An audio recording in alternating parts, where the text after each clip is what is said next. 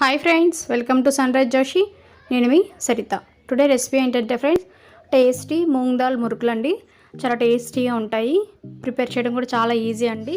చాలా సింపుల్గా ప్రిపేర్ చేసుకోవచ్చు. చూడండి ఎంత క్రిస్పీగా ఉన్నాయో. ఈ సమ్మర్లో మనం ఈ పెసరపప్పుని మనం ఏదో రూపంలో తీసుకోవడం వల్ల చాలా మంచిదండి, చాలా హెల్దీ కూడా. ఇప్పుడు మనం ఎంతో క్రిస్పీగా ఉండే ఈ మూంగ్ దాల్ మురుకుల్ని ఎలా ప్రిపేర్ చేయాలో ఈ వీడియోలో చూద్దాం.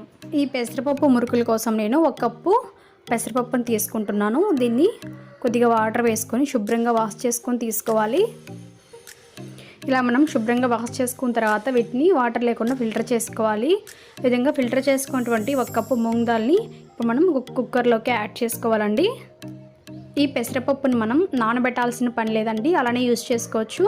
ఇలా స్టవ్ని మీడియం ఫ్లేమ్లో పెట్టుకొని కొద్దిగా ఫ్రై చేసుకోవాలి. అంటే మన పెసరపప్పు అనేది మంచి సువాసన వచ్చేంత వరకు ఫ్రై చేసుకోవాలి. ఇలా మధ్యలో కొద్దిగా ఆయిల్ అనేది యాడ్ చేసుకొని ఫ్రై చేసుకోవాలి. నేను 1/2 టీ స్పూన్ ఆయిల్ యాడ్ చేసుకొని ఫ్రై చేసుకుంటున్నాను. మనం పెసరపప్పుని బాగా ఫ్రై చేసుకున్న తర్వాత ఇప్పుడు ఇందులోకి 1 కప్పు పెసరపప్పుకి 3 కప్పుల వాటర్ అనేది యాడ్ చేసుకోవాలి. ఇలా 3 కప్పుల వాటర్ అనేది యాడ్ చేసుకున్న తర్వాత ఒకసారి బాగా కలుపుకోవాలి. కలుపుకున్న తర్వాత మూత పెట్టేసుకొని స్టవ్ని మీడియం ఫ్లేమ్లో పెట్టుకొని ఒక 3 విజిల్స్ వచ్చేంత వరకు మనం ఉడికించుకోవాలి. పెసరపప్పు మనకు ఉడికేలోపు ఇప్పుడు మనం ఒక పిండి మిశ్రమాన్ని కలుపుకుందాము. దానికోసం ఒక బౌల్ తీసుకొని అందులోకి 1 కప్పు పెసరపప్పుకి నేను 3 కప్పులు బియ్యం పిండిని యాడ్ చేసుకుంటున్నాను. నేను చెప్పిన కొలతలతో ట్రై చేయండి, చాలా టేస్టీగా ఉంటుంది. 1 కప్పు పెసరపప్పుకి 3 కప్పుల బియ్యం పిండిని యాడ్ చేసుకోవాలండి. ఇప్పుడు ఇందులోకి 1/2 టీ స్పూన్ పసుపు, అదేవిధంగా 2 టేబుల్ స్పూన్ జీలకర్ర, దీంతో పాటుగా 4 టేబుల్ స్పూన్ నువ్వులు, దీంతో పాటుగా కొద్దిగా ఇంగువని యాడ్ చేసుకోవాలండి. అదేవిధంగా రుచికి సరిపడినంత సాల్ట్ అనేది యాడ్ చేసుకొని మీకు సరిపడంత కారం అనేది యాడ్ చేసుకోవాలి. నేను 1.5 టేబుల్ స్పూన్ కారం అనేది యాడ్ చేసుకుంటున్నాను. ఈ విధంగా మనం మసాలాలన్నీ యాడ్ చేసుకున్న తర్వాత బాగా మిక్స్ చేసుకోవాలి.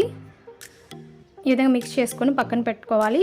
ఇప్పుడు మనకు 3 విజిల్స్ వచ్చిన తర్వాత గ్యాస్ మొత్తం బయట తీసేసి ఇప్పుడు మనకు పప్పు ఎలా ఉడికిందో చూద్దాము. బాగా మనకు పెసరపప్పు అనేది బాగా ఉడికిపోయింది కదండి. ఇలా గరిటెతో మనం ఈ పెసరపప్పుని స్మాష్ చేసుకోవాలి. మీరు కావాలనుకుంటే పప్పు గుత్తి తీసుకొని కూడా స్మాష్ చేసుకోవచ్చు. నేనైతే ఇలా గరిటెతోనే స్మాష్ చేసుకుంటున్నాను. మీకు ఇంకా స్మూత్ ఫేస్లా కావాలనుకుంటే దీన్ని చల్లారి పెట్టుకొని ఒక మిక్సీ జార్లోకి యాడ్ చేసుకొని కూడా పేస్ట్లా చేసుకోవచ్చు. మనం మిక్సీ జార్లోకి యాడ్ చేసుకొని పేస్ట్లా ప్రిపేర్ చేసుకుంటే అవి అంత టేస్టీగా ఉండదండి. కాబట్టి మీరు పప్పు గుత్తితో కానీ లేకపోతే ఇలా గరిటెతో కానీ ట్రై చేయండి, చాలా టేస్టీగా ఉంటుందండి.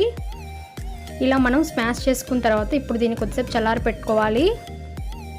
పెసరపప్పు కన్సిస్టెన్సీ అనేది కొద్దిగా చల్లారిన తర్వాత ఇప్పుడు ఇందులోకి మనం కలిపి పెట్టుకున్నటువంటి బియ్యం పిండి మిశ్రమంలోకి ఈ పెసరపప్పుని యాడ్ చేసుకుని కలుపుకోవాలి. మనం ఉడికించుకున్న పెసరపప్పుని మనం బియ్యం పిండిలోకి బాగా కలిసేంత వరకు బాగా కలుపుకోవాలి.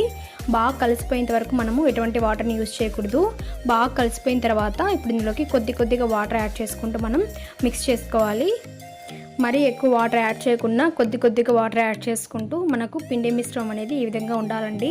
మరీ లూజ్ కాకుండా మరీ టైట్ కాకుండా ఈ విధంగా ఉండాలి. ఈ విధంగా ఉంటే కరెక్ట్గా సరిపోతుందండి. ఇప్పుడు మనం డీప్ ఫ్రైకి సరిపడినంత ఆయిల్ అనేది తీసుకోవాలి. ఈ విధంగా ఉన్నటువంటి మురికలు గొట్టాన్ని తీసుకుని దానికి ఆ లోపలంతా ఆయిల్ అనేది అప్లై చేసుకోవాలండి. ఈ విధంగా ఆయిల్ అప్లై చేసుకున్న తర్వాత ఇందులోకి ఆల్రెడీ మనం ప్రిపేర్ చేసి పెట్టుకున్నటువంటి పిండి మిశ్రమాన్ని ఇందులోకి యాడ్ చేసుకోవాలి. ఇందులోకి యాడ్ చేసుకొని ఇప్పుడు మనం డీప్ ఫ్రైకి సరిపడినంత ఆయిల్ తీసుకున్నాం కదండి, అందులోకి ఈ విధంగా ప్రెస్ చేసుకుంటే సరిపోతుంది. మీకు ఏ షేప్లో కావాలంటే ఆ షేప్లో వేసుకోవచ్చు అండి, అది మీ ఇష్టము. ఇలా మనం మురుకులు ఒత్తుకునేటప్పుడు స్టవ్ని హై ఫ్లేమ్లో పెట్టుకొని తర్వాత లో ఫ్లేమ్లోకి టర్న్ చేసుకోవాలండి. లో ఫ్లేమ్లో మనం ఈ మురుకులు ఫ్రై చేసుకోవడం వల్ల చాలా టేస్టీగా ఉంటాయండి. ఈ విధంగా ఫ్రై అయిన తర్వాత ఇప్పుడు మనం దీన్ని అవతల సైడ్ కూడా టర్న్ చేసుకొని ఫ్రై చేసుకోవాలి. ఈ విధంగా మనకు ఫ్రై అయితే సరిపోతుందండి, మరీ ఎక్కువ ఫ్రై చేసుకోవాల్సిన అవసరం లేదు, మాడిపోతాయి. ఈ విధంగా ఫ్రై అయిన తర్వాత ఇప్పుడు మనం వీటిని ఒక సర్వింగ్ ప్లేట్లో తీసుకొని సర్వ్ చేసుకుంటే సరిపోతుందండి. మీరు ఇలానే మీకు ఎన్ని కావాలంటే అన్ని మురుకుల్ని మనం ప్రిపేర్ చేసుకోవచ్చు. సేమ్ ఇదే ప్రాసెస్లో సేమ్ ఇప్పుడు నేను ఏ విధంగా అయితే ప్రిపేర్ చేస్తానో అదే ప్రాసెస్లో ఈ మురుకులని నేను ఒత్తుకున్నానండి. ఈ బియ్యం పిండి మరియు పెసరపప్పు కాంబినేషన్లో ఒకసారి మీరు కూడా ట్రై చేయండి, చాలా టేస్టీగా ఉంటాయండి. అంతేకాకుండా చాలా హెల్దీ కూడా. ఈ రెసిపీని చిన్నపిల్లల నుంచి పెద్దల వరకు చేసి పెట్టండి, చాలా ఇష్టంగా తింటారు. ఇప్పుడు నేను చెప్పిన కొలతల్లో ఒకసారి మీరు కూడా ట్రై చేసి చూడండి. మీకు ఎలా కుదిరిందో నాకు కామెంట్ సెక్షన్లో తెలియచేయండి. ఈ వీడియో మీకు నచ్చినట్లయితే మీ ఫ్రెండ్స్ అండ్ ఫ్యామిలీ మెంబర్స్ కూడా షేర్ చేయండి, లైక్ చేయండి, కామెంట్ చేయండి. అలాగే మన సన్ రైజ్ జోషి ఛానల్ని సబ్స్క్రైబ్ చేసుకోండి. Thanks for watching.